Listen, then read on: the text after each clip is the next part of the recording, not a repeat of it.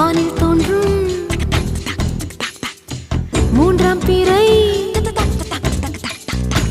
யாரோ இல்லை நானே நானே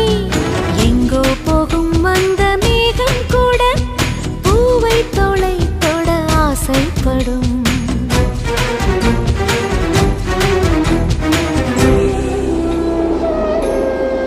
யார் யாரோ யாரோ அவன் யாரோ அவன் சன் சன் சன் சன் சன் யார் யாரோ யாரோ யாரோ யாரோ அவன்